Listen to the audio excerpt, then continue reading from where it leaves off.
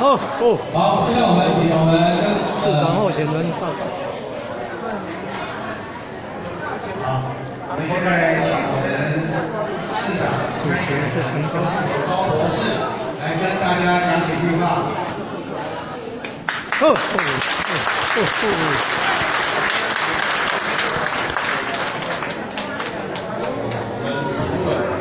们在场两位议员，黄部长、黄官，各位先进长辈，各位在场各位乡亲大姐大哥，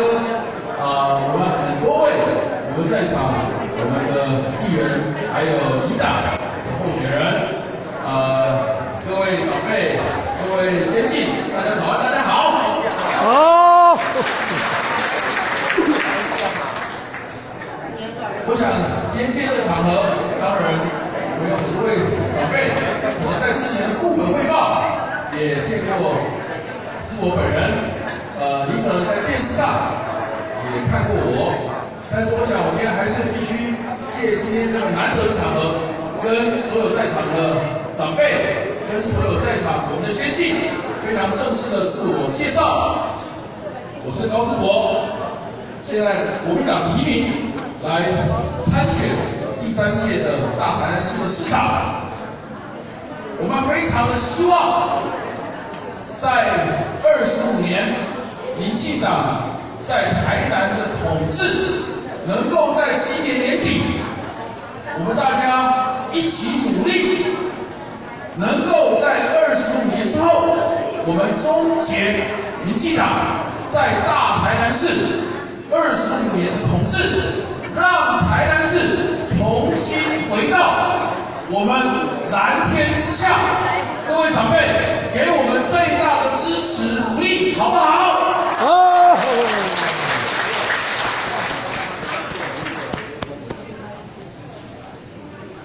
我想我们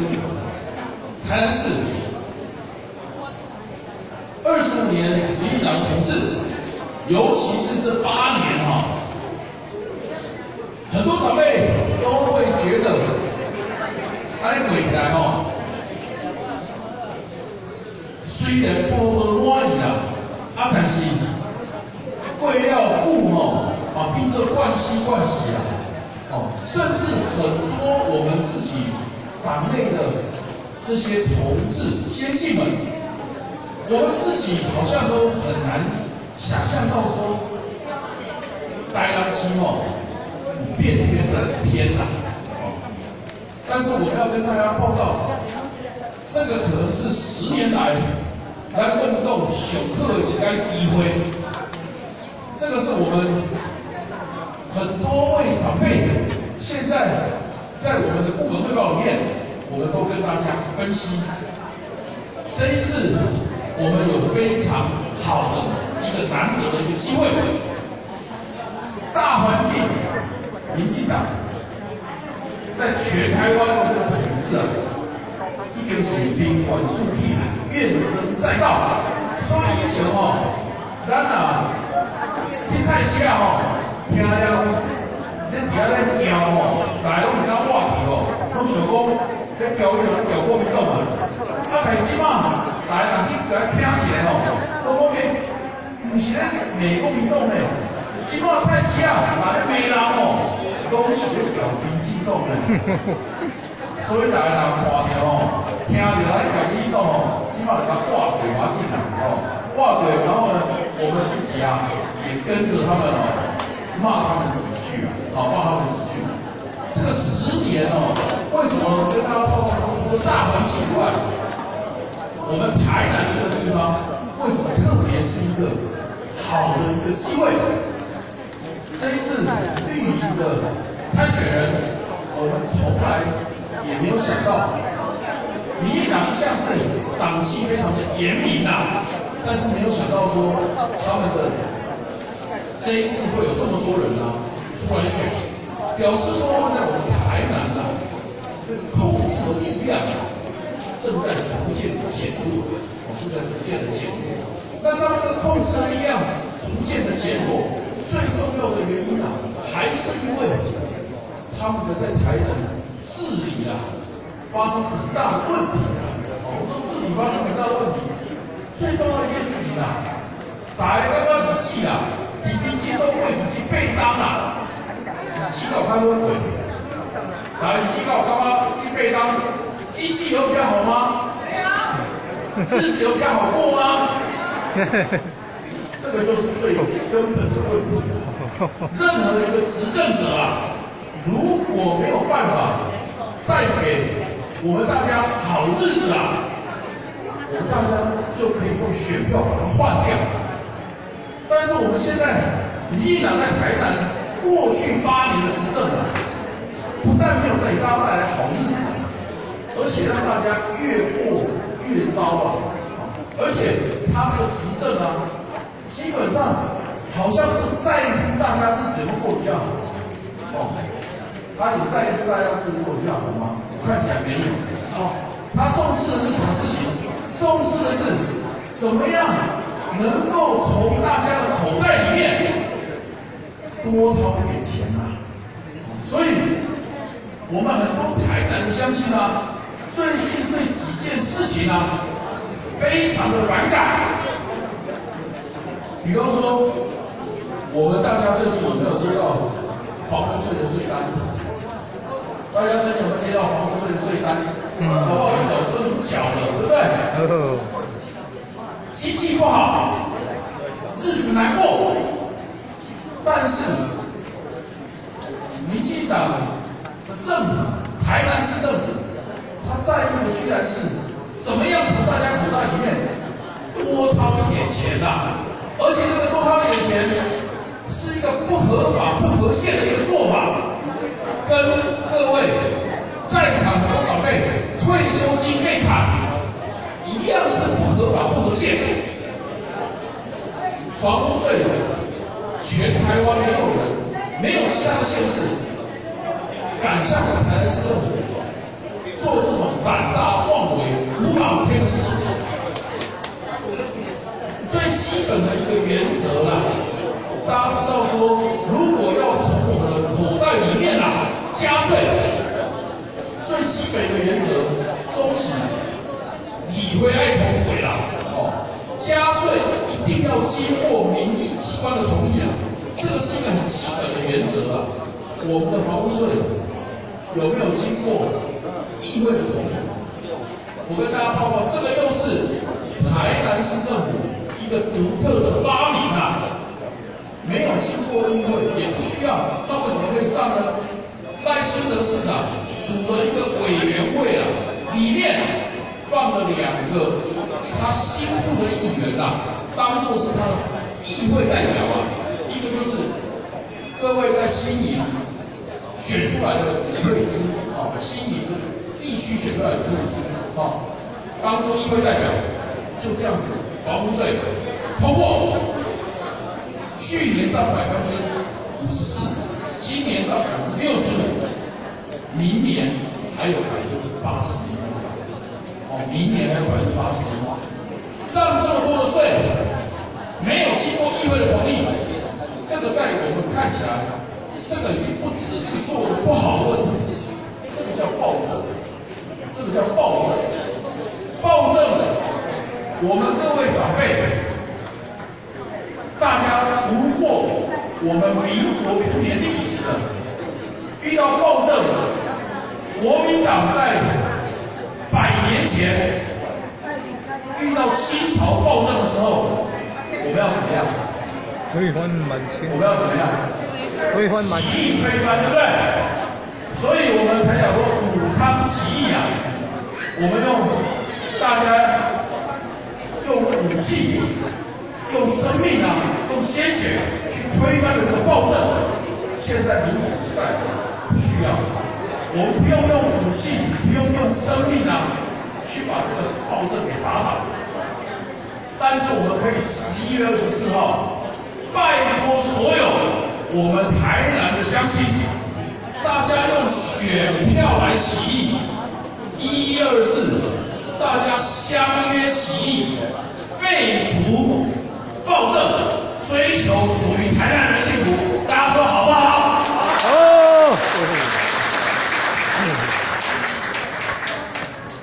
暴政如果可以忍耐，大部分的时候大家都摸摸鼻子就忍耐了，因为毕竟要花很大的力量去推翻执政者这是一个也有危险的事情。尤其是台南25年民进党的统治已经深入社会的各个阶层很多时候我们在台南，我们蓝军的支持者大家连要跳出来跳出来给呛虾不是大家都刚刚密集所以我们到菜市场很多时候去跟我们各个长辈市民跟大家拜托的时候，常常会遇到一个状况很多时候长辈握手，把我的手握得很紧有时候来拍拍我的头然后接下来就跟我讲说，我也是国民党的我把国民党的大家讲的都很小声讲的都很小声我们11月24号这个起义我们希望让全台南市的乡亲都再一次的感觉到，我们国民党在台南全面性的恢复我们的力量，我们让所有台南乡亲都可以感觉到，我们国民党在台南又回来了，大家说好不好？